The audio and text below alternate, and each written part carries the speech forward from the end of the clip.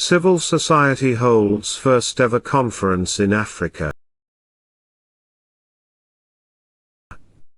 The United Nations Civil Society Conference was held for the first time in Africa, in Nairobi, the capital of Kenya, with the participation of thousands of participants, many of them Africans, representing non-governmental organizations as well as various other entities involved in UN activities.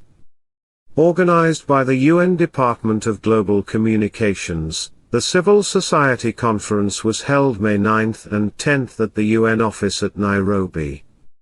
The UN said the conference ended with calls for bold and honest conversations among governments and civil society to drive forward shared vision for reinvigorated multilateralism, a better world and a brighter future for all. The UN said the event offers civil society organizations an opportunity to put a global perspective on a specific issue and brings together senior UN system officials, prominent international civil society organizations, youth change makers, academia, public opinion makers, and international media to discuss issues of global concern. Organizers said more than 3,600 civil society representatives from over 2,700 entities had registered for the event, along with around 400 representatives of 64 governments and over 100 media reporters.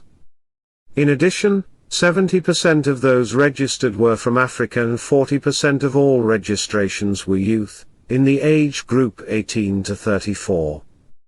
The conference was held ahead of the Summit of the Future, which is a bold initiative by the UN to convene world leaders to agree on a roadmap of multilateral actions aimed at ensuring a fairer, safer and more sustainable world now, and for generations to come. The Summit of the Future will take place September 22nd and 23rd this year during the annual UN General Assembly session in New York. UN Secretary-General Antonio Guterres and Kenya's President William Ruto, who attended the closing ceremony of the Civil Society Conference, praised the efforts of civil society and their indispensable contributions. Civil society is central to the summit's aims, advancing sustainable development, unlocking finance, and reshaping multilateralism for the 21st century. I'm delighted by the diverse participation at this conference, including many young people and representatives from African countries. Their contribution is vital.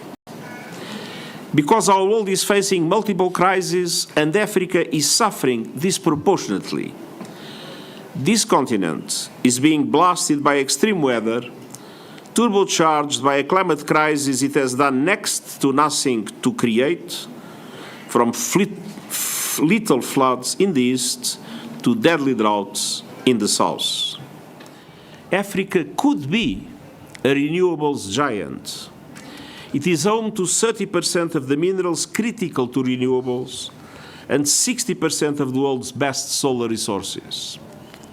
Yet, in this unfair world, in recent decades, it received just 2% of the investment in renewables.